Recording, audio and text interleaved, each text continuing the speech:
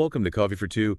Today we're going deep on something. I know you've been looking into the trolley problem. You sent us a ton of articles and research on it. Yeah, it's a classic thought experiment. Yeah. It seems pretty simple at first, Yeah, but it gets really complicated really fast. It throws you into this whirlwind of ethical dilemmas. for sure. Oh, Okay, so for anyone listening who might not know about the trolley problem, let's set it up.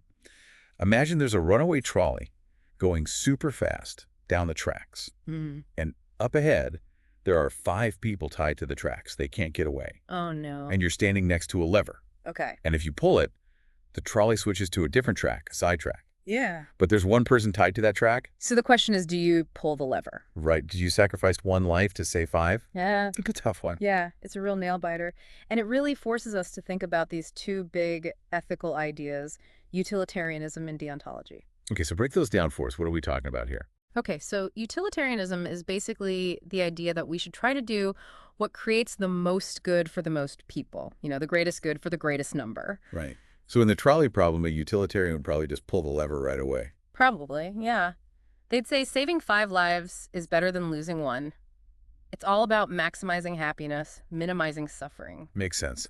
But is it always that black and white? What about our sense of moral duty? Shouldn't that play a role? That's where deontology comes in. It's focused on our moral duties and the rules we should follow no matter what the consequences are. So a deontologist might say that it's always wrong to intentionally cause harm, even if it means saving more lives. Exactly. They might say, don't touch the lever. Hmm. Because even though more people might die, taking an action to kill someone is just plain wrong. It goes against a fundamental moral rule. Okay, that's interesting. So we've got this clash between utilitarianism and deontology playing out. And this happens all the time in the real world, not just with trolleys. For sure. The Philosophy Vibe video you sent really shows this. It's like a debate between a utilitarian and a deontologist. Each one makes a strong argument and they go back and forth. It's so interesting. It really makes you think about your own moral compass. Where do you land on these issues? For sure. And, the Wikipedia article said that in surveys, something like 90% of people would choose to pull the lever. Wow, really? So most people seem to lean towards utilitarianism in this situation, at least. It makes you wonder why that is. Do you think maybe we're just wired to prioritize the survival of the group? Even if it means making a tough sacrifice. Maybe it goes back to our caveman days. Yeah. Maybe the people who made choices that helped the group survive were the ones who passed on their genes. Or maybe it's how we're raised. We're taught to think about the greater good from a young age. That's fascinating. It could be a mix of biology and how we're brought up, but here's where things get even more complicated. The trolley problem isn't just about pulling a lever. There are all these variations that make things even trickier. Really? Okay, now I'm really curious. Give me an example. What kind of variations? Well, one variation is called the fat man scenario. This time you're not standing by a lever. You're on a bridge and you're looking down at the trolley tracks. You see the trolley coming and it's about to hit the 5 people. Okay. But there's a large man standing next to you on the bridge, and the only way to stop the trolley is to push him off the bridge. Oh, wow. His weight would stop the trolley, but he would die.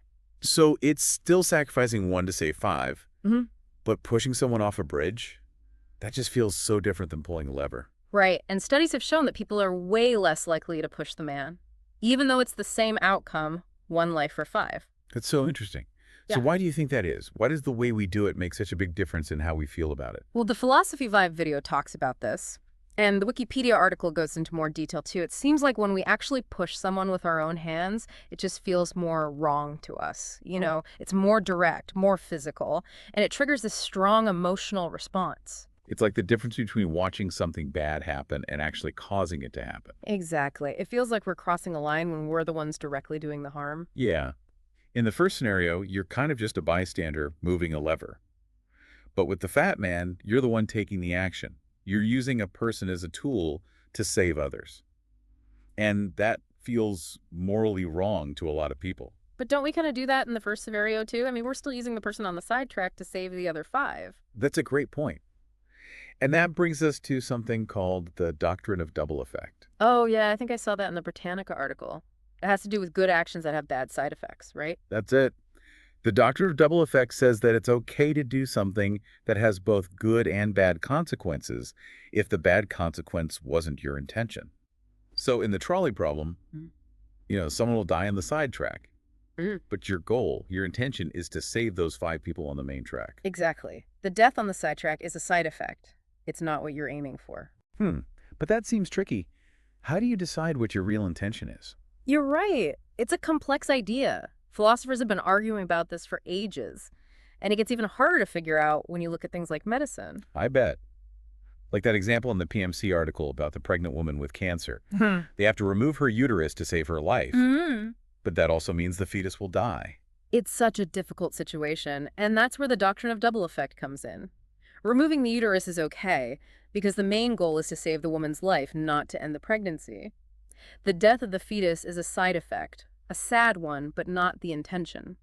So even though the fetus dying is foreseeable, it's not the same morally as an abortion, because the doctor's intention is different. Right, and there's another example from the PMC article about pain management. Imagine a doctor giving a terminally ill patient a lot of morphine to ease their pain. Okay, but morphine can also slow down breathing and maybe even speed up death. It can.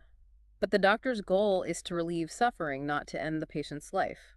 So it fits under the doctrine of double effect. So it really comes down to the why. But going back to the fat man, are there any versions of that scenario where it might feel less wrong to people?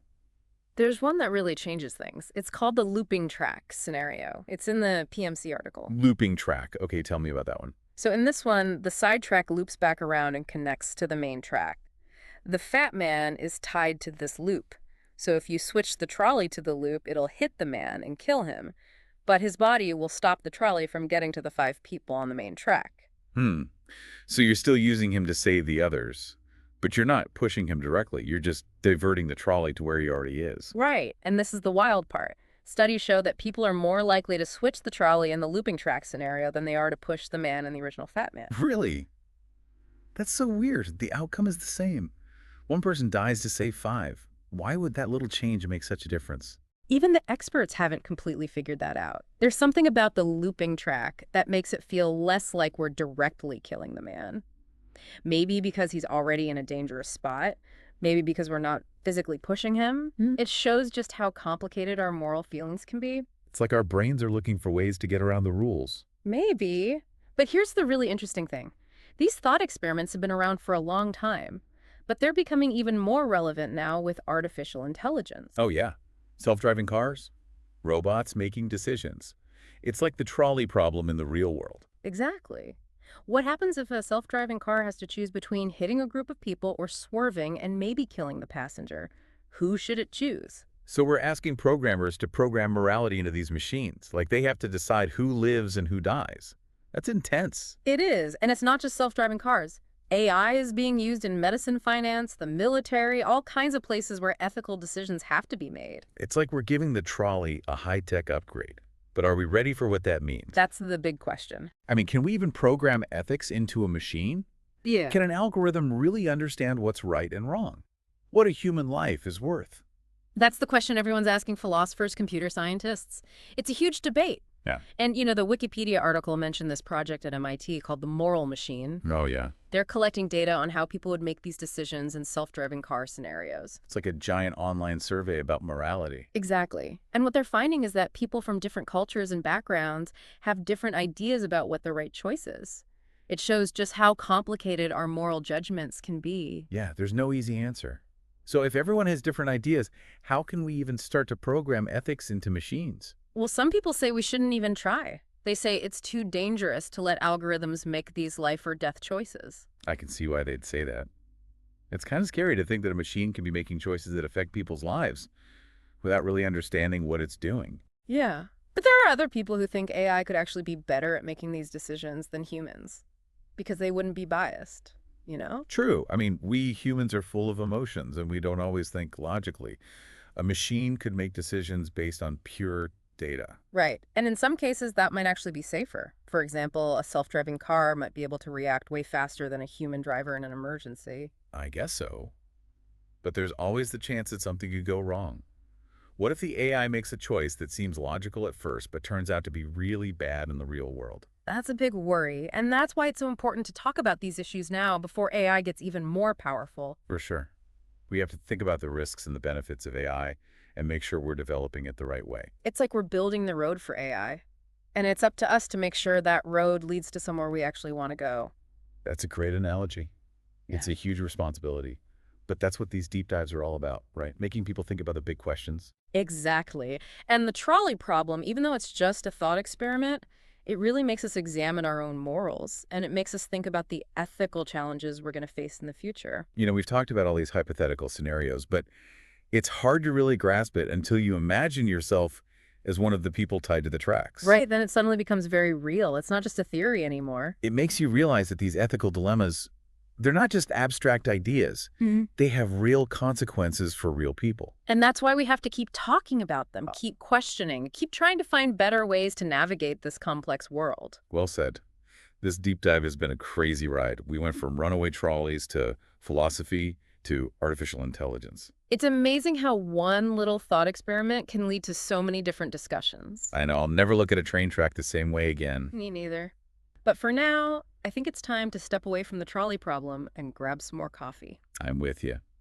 Thank you so much for joining us on this deep dive into the trolley problem. It's been fascinating. And remember, keep those coffee cups full and keep those minds curious.